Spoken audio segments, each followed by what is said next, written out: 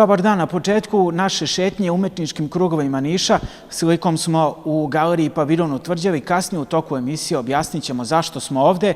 Prva priča sa kojom počinjemo današnje izdanje Art nedeljnika dolazi nam iz Niškog kulturnog centra, gde su predstavljeni najbolji filmovi na čuvenom Beodoks festivalu.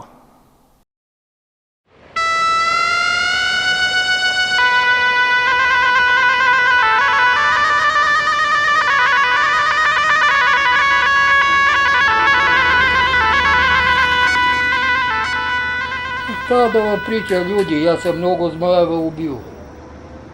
Ne znaš ti kako on izgleda. On izgleda kao zmaj. To je opasna stvar, bre, dedo. Zar nije lep Majdanpeku? Gledaj ovo. Ovde trebaju da budu zlatne ulice, je li tako? Generalno da dokumentarni filmova slabo dolaze do repertoara bioskopa i sad ovakvi događaji u organizaciji filmskih kulturnih centara zapravo pomažu da se vidljivost poboljša dokumentarnih filmova. I u tom smislu smo i zahvalni Niškom kulturnom centru. Imate onako jedinstvenu priliku da ste zapravo producenti bili za oba filma. Upravo tako, da jedan je kratkometražni film, Portret umirućeg džina, reditelja Stefana Đorđevića, drugi je Flotacija, dve rediteljke su u pitanju, Alessandra Tadić i Zoja Jano, devojka jedna iz Srbije, druga devojka iz Velsa i one su zajedno napravile film. Oba filma su snimana u istočnoj Srbiji, jedan u Majdanpeku, u Boru, bave se negde istom temom, rudarenja i jedna zapravo se bavi porodicom koja se bavi rudarenjem, ali i ubijenjem zmajeva. To je dugometražni film. Za kratkometražni film to je observacioni film o 3 radnika i njihovim poslednjim danima za vreme kada se gasio RTB pre nego što je kupljen od strane kineske kompanije. Pa evo, radim od 84. Dobio sam infra pre 2 godine. Ne mogu da idem u penjir. Krenuli smo dedom kao ovim fijakerom i deda kaže da tu u tom drvetu postoji nešto što ga on naziva zmaj. I od tog trenutka ja strašno sam poverovao u te stvari. Čini mi se, oba filma imaju te teme koje su uvek aktualne. To je mesto, što se kaže, običnog malog čoveka, odnosno pojedinca u društvu u tim nekim turbulentnim vremenima na kraju tih društvenih ekonomskih promena. Jeste, apsolutno, i nekako borba za prava radnika, ekološka borba za zdravu životnu sredinu, sve to se vidi u ovom filmu. Ali ima i drugih slojeva. Pomenuo sam Vlaška magija je jedan od slojeva u filmu Flotacija, zdravlje ljudi, običnog čoveka u malim sredinama, kako su zapravo male sredine, sve se to obrađuje i meni je drago, pošto ja isto dolazim iz tih sredina, ja sam iz Bora rodom, je to posebno mi je drago da sam ja producent oba filma, a i drago mi je što se nalazi sad pred niškom publikom. A prašina zagađuje skoro cijel grad. Možda i smeta i njima to. Moguće to.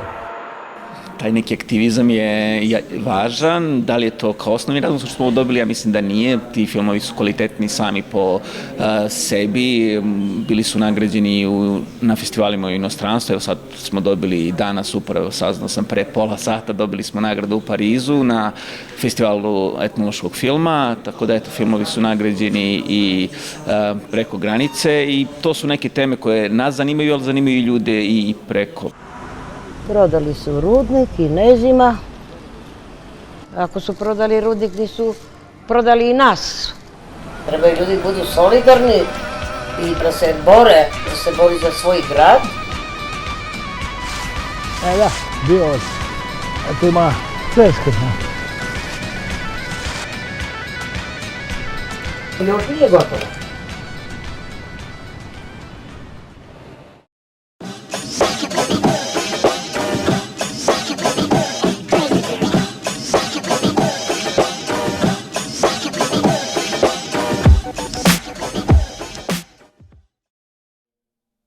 Gde je mesto pojedinca u savremenom društvu? To je samo jedna od tema koja se istražuje na izložbi Bojana Otaševića u galeriji Paviljona u Tvrđavi u Nišu.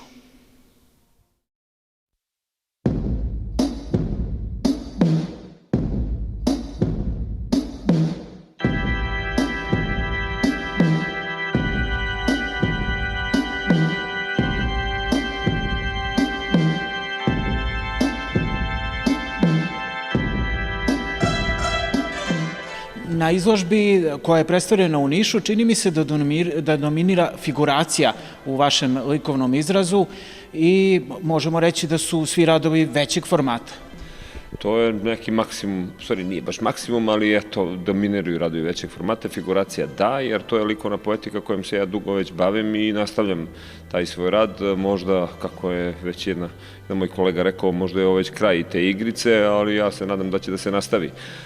Grafika ima jedno veliko ograničenje, a to je veličina grafičke prese koja ne može, ili veličina papira na kojem se štampa, koji ne prelazilazi neki određeni fabrički format, kako to može već da se nabavi ili kupi u prodaji, pa sam onda ja bio primoran možda da radim iz 2 formata, kao što je to ovde, nekada davno čak i iz 4, ali da, to su najveći formati grafike koje sam ja mogao da postignem u zadnjih dugo godina koliko se bavim ovom vrstom tehnike i ovom vrstom grafičkog i likovnog izraza.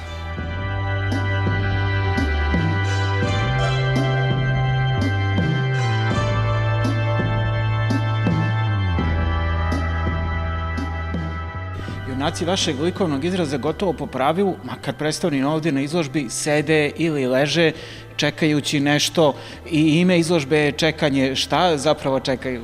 Čekaonice su moja druga tema kojom se bavim. Bavim se u isto vreme sa 2 neke tematske jedinice. Čekaonica traje neko vreme.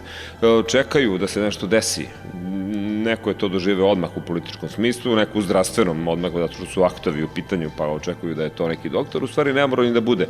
Može da bude neki životni događaj koji se čeka. Sad svako može da se pronađe u tom čekanju i da sedi u toj praznini koja je u pozadini. Kod mene je neki put jarko obojena, neki put siva, neki put crna. Svi smo ogoljeni, zato su aktovi. Dakle, svi smo ogoljeni ne prema posmatraču, već prema samome sebi. I ti moji aktovi su u stvari duboko zamišljeni u svoje probleme, očekujući da će nešto da se desi. U stvari, moja poruka bi trebalo da bude obrnuta. Nemojte ljudi čekati, nego uradite nešto povodom toga.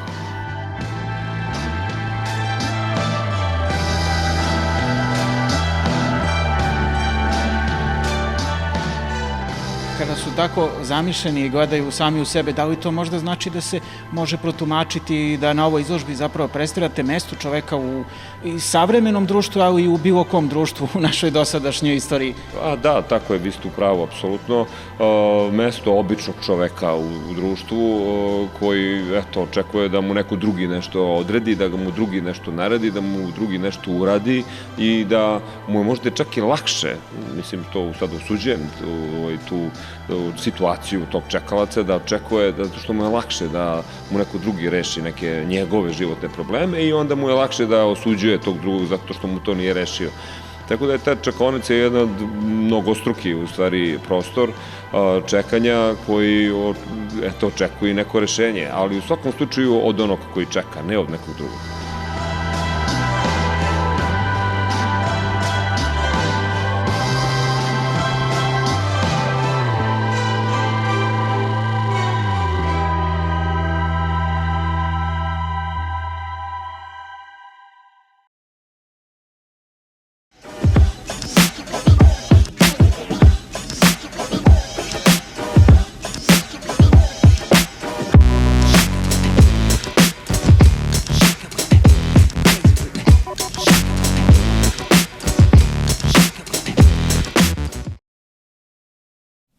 Sada ćemo pričati o japanskoj kulturi, tačnije o jednom vidu japanske književnosti. Možda vam nije poznat podatak da u Nišu već 31 godinu u kontinuitetu izlaze haiku novine.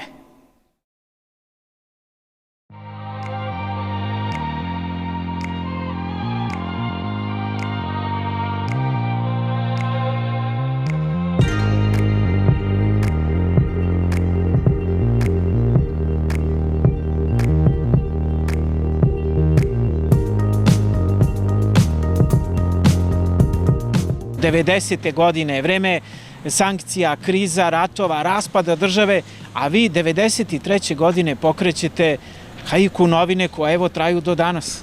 Da, dobro što grupa intelektualaca, znači 93. vreme i restrikcije, struje, šta ćete u mraku, ajde da se nešto organizuje, pa smo se okrenuli znači jednom istočnjačkoj formi, a to je haiku, trostiše jedno koje je najkraća, znači moguća verzija poezije, to je.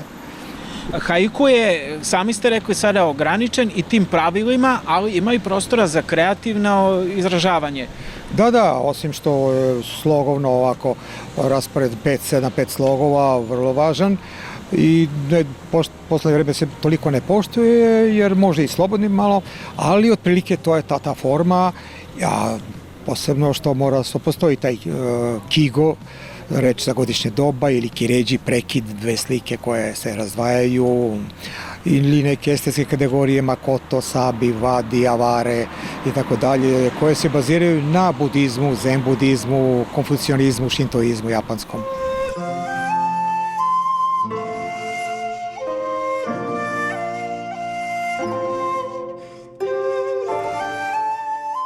Haiku novine postoje 31 godinu, godišnjak je u pitanju, mada je izašao 38 brojeva. Prvo izdanje imao 12 stranica, sada je već dosta sadržajnije. Vaše novine rastu posle toliko decenija, vi i dalje širite se, rastete i sa brojem autora i sa sadržajem. Da, ovaj broj, na primjer, preko 100 autora, stoji 5-6 autora, ali i na povećanom broju stranica zbog temata koje sada ne samo 30 godina, nego ima i temat veštačka inteligencija i kreativnost, znači vrlo aktuelna tema budućnosti, da se ne osvrćemo samo na prošle, šta je bilo.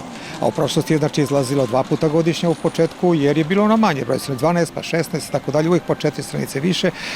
Sve više je, znači, teorijski bilo radova, a i uvođenje novih, kao što je, znači, Haibun, Senryu, Tanka, Petostišje i tako dalje, tražilo je da se obuhvati onima koji se time bavi. Jedinstven je i vizuelni izgled novina. Dizajn je, pored tih zanimljivih ilustracija, dizajn je i određen nekim pravilima koja su opet u vezi sa japanskom kulturom. Jeste, tako je koncipiran da poštuje, znači, neka pravila koje su karakteristične za Japan, taj slobodan prostor koji daje jedno malo ovako široko značenje svemu što je i tekstualno i ovako. Zatim ta trostubačna organizacija teksta, znači sa strane su haikuje, a ona tekstovi idu u sredini, znači na 2 stupca, ona zapravo jedan kao, i tako sve to daje jedan imidž koji nemaju drugi časopisi.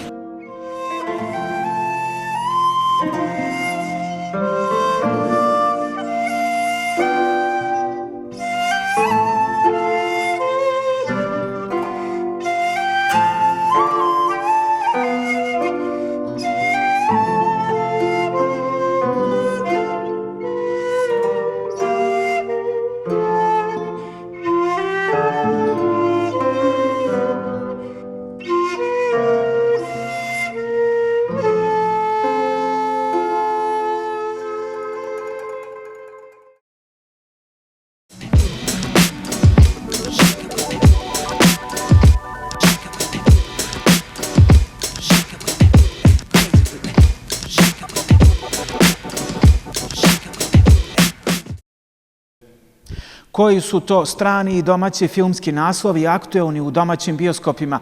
To ćemo saznati u narednim minutima. I want people to hear my voice. And just forget their troubles for 5 minutes. Do you know what girl power means to me? Sarah Vaughan, Lauryn Hill. You need to know this. I ain't no Spice Girl. Ljubitelji muzike, legendarne Amy Winehouse obradovaće vesti da je u domaće bioskope stigla životna priča engleske count autorke, koju pamtimo po moćnom glasu i veštom kombinovanju džez, soul, ritma i bluza. I met someone tonight. Stay lucky, Amy. Got an eye for the bad boys.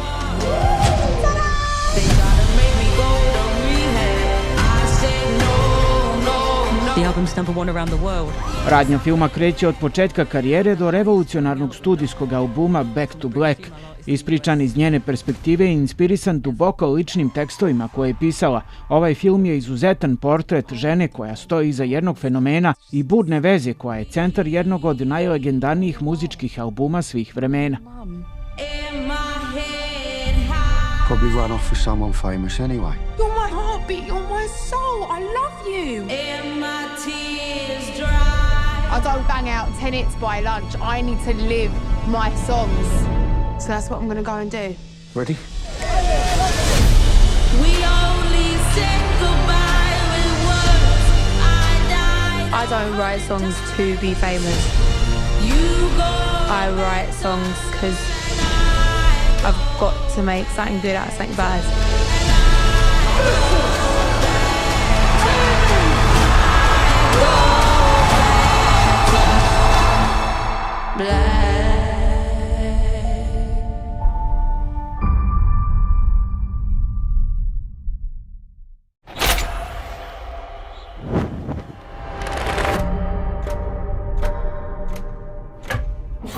Cards in a circle. One more at the heart. With this final card, your reading will start. That's terrifying. Yeah, this old deck's kind of strange. Where did you find them? Za sve fanove horor žanera u ponudi domaćih bioskopa je po mnogima zastrašujuća priča. Kada grupa prijatelja prekrši pravilo čitanja tarota, nikada ne koristi tuđi špil, nesvesno oslobode veliko zlo zarobljeno unutar ukletih karata. Jedan po jedan suočavaju se licem u lice sa sudbinom, boreći se protiv smrti i bežeći od budućnosti koja im je prorečena čitanjem tarot karata.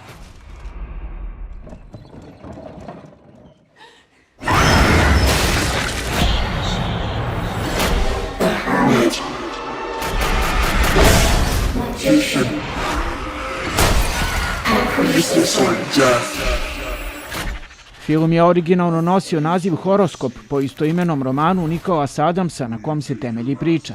Reditelji su Spencer Cohen i Anna Hauberg.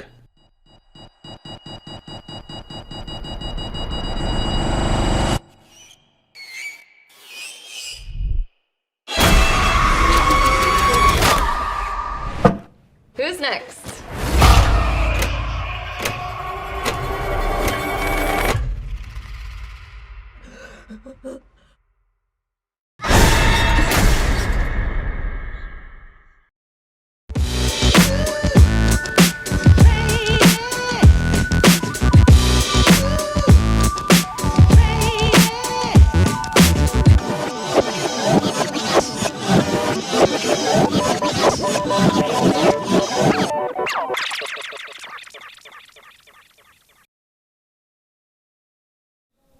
Ako volite muziku Boba Dilana ili poeziju Sergeja Jesenjina, siguran sam da će vam se svideti i niški kantautor Mitar Zorić. On je predstavio svoj debitanski album na koncertnoj promociji u Nišu. Hvala što ste došli u tolikom broju. Hvala majci što me rodila, tati što me pravio i tetki što me čuvala. Da nije tetke bilo pitanje kako bih muziku sad pravio.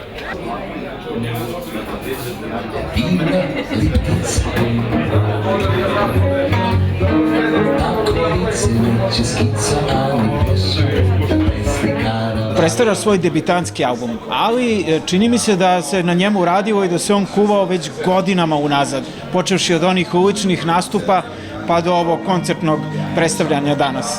Pa pazi, svaki put kad sam se zaljubio napisao bih po neku pesmu i svaki put kad bi mi ispadila neka cura napisao bih još jednu, znaš, tako da se tu nakupilo brdo pesama i onda kad sam krenuo se mučim oko života kako da zarađujem i tako da krenuo sam da pišem još pesama, tako da samo dajte još više problema i još više pesama ću da pišem.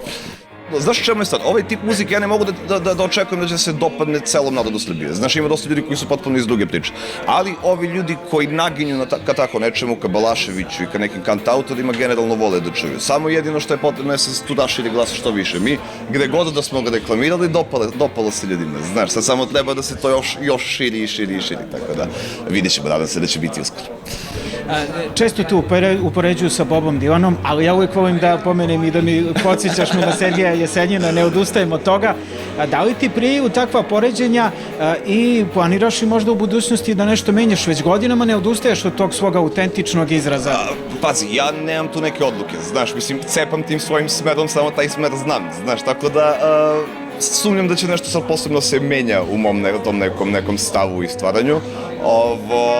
a ta poređenja sa drugim pesnicima, znaš, sve su to veličine, znaš, tako da ponekad ume da bude neprijatno, ono, znaš, kako da se ja sastavim u cipele tolikog nekog velikana, znaš.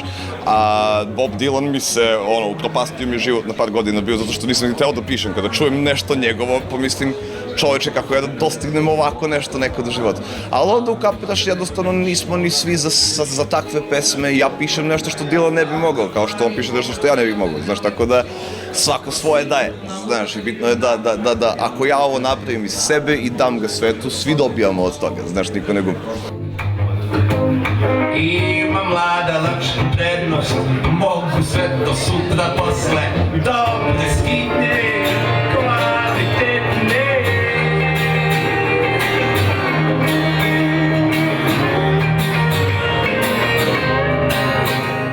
Nastupaš sa tvojim proverenim starim saradnicima, imaćeš... Dvojica momaka tamo, ako ih vidite, Tom Sawyer, Andrija Kurtić, fenomenalni muzičari, dobri drugari. Praktično vas trojica ste na sceni, to i jeste na neki način tvoj muzički izraz, stil do sada, pa da li je to otežavajući ili je olakšavajući okolnost kada vas ima trojica na sceni?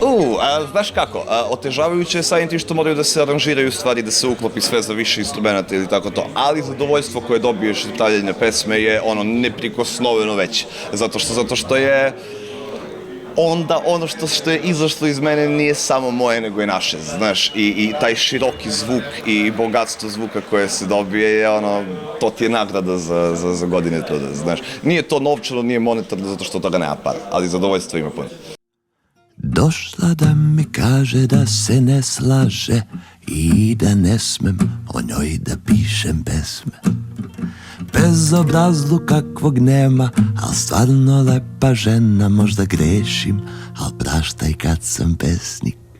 Da li postoje u planu još neki nastupi u Srbiji? Novi Sad, Gradić Fest tamo, razmišljamo o još nekim festivalima koji se dešavaju po Srbiji. Sad uglavnom mi smo dosta tiša varijanta, tako da nemamo baš mesta po svim festivalima, ne možemo na Zaječarsku gitarijadu da odemo, znaš, ili tako nešto, ali ovako ove manje gaže i tako, to tu možemo da baš pokažemo šta u ono, znaš.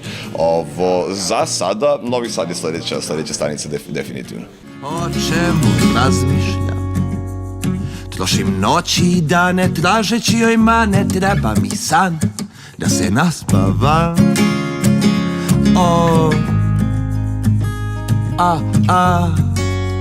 Šta mi je raditi? Došla je na red priča koju najavljamo praktično tokom čitave naše emisije. Predstavljamo vam radove leskovačkog umetnika Nebojše Mraka, koji su izloženi u čuvenoj uličnoj galeriji Mezanin u Nišu.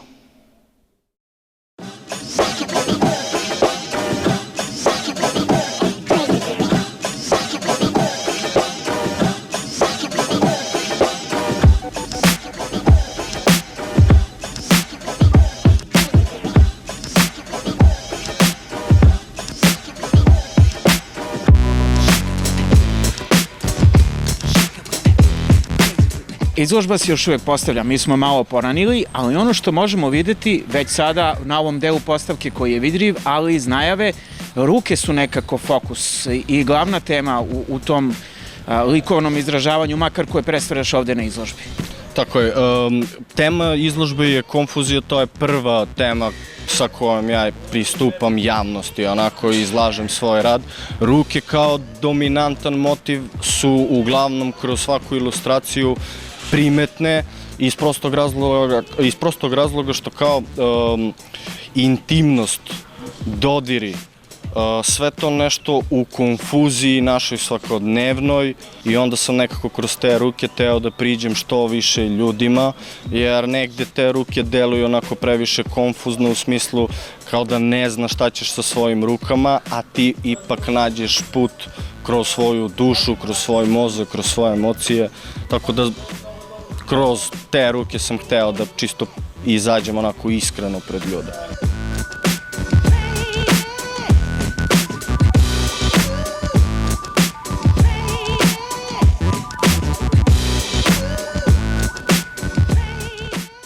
kroz srednju školu i kasnije na fakultetu umetnosti sigurno si se oprobao u različitim tim likovnim izrazima, ali nekako si odlučio da svoj rad predstavljaš kroz ilustracije. Da li je u pitanju ilustracija kao što vidimo danas na izložbi ili možda strip kojim takođe voliš da se baviš. Zašto si se baš onako najviše vezao? Zašto su ti najdraže te ilustracije? Pa ovako, ja sam po struci grafički dizajner i nekako za taj grafički dizajn, do tog grafičkog dizajna sam došao u principu preko ulice, preko grafita, preko tog nekog izraza u trenutku slobodnog gde nemamo barijere. To je nekad i vandalizam, nekad je to legalno, ali kako ko gleda na to. Ja sam preko grafita došao do tog nekog grafičkog dela. Nekako ta strogoća u dizajnu, te sve neke norme na moju psihu, na mene ko ličnost nisu dobro išle uz mene. U principu ja, kažem, završio sam to, školovan sam za to i imam osjećaj za dizajn, ali nekako me ne vuče to da radim. Nekako je ilustracija moj način izražavanja i najviše kroz ilustraciju i mogu da kažem i da iznesem deo sebe. Kroz dizajn je to već upakovano za nečiju svrhu, za nečiju namenu. Nekako lični svoj izraz nisam pronašao još uvek u dizajnu.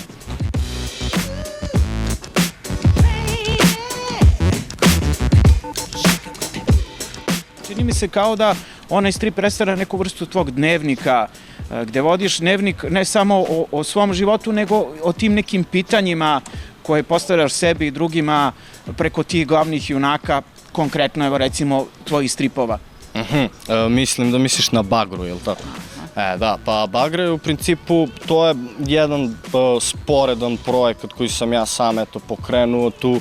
Bilo je zanimljivo meni da prosto opisujem neke situacije kroz koje prođem ja, moje društvo, ljudi iz okruženja i to je šarenolik krug ljudi i i po zanimanju i po generacijski.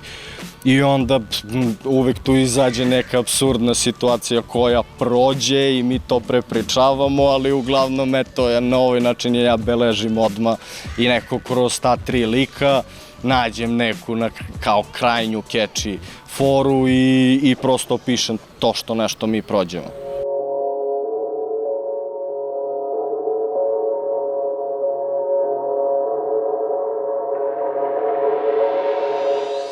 Otvaraš ovde sezonu praktično ulične galerije, mezanin u Nišu, pa treba li mladim umetnicima više ovakvih prostora, jer u tvojim godinama, nažalost, ovo ti je bila prva prilika da ti je neko dao šansu za samostalnu izložbu, a mislim da je to moralo ranije da dođe. Svakako nam treba mnogo više ovakvih prostora i prosto prilika gde mladi autor može da izloži svoj rad, jer nekako je sad umetnost predstavljena tako kao da nije dostupna svima i da moraš da imaš neke privilegije određene da bi mogao da dođeš do nekog prostora. Smatram da uopšte ne treba time da se vodimo, nego prosto samom tom temom koju umetnik obrađuje i na koji način on pristupa tome. I ima slobode i prostora za sve, valjda.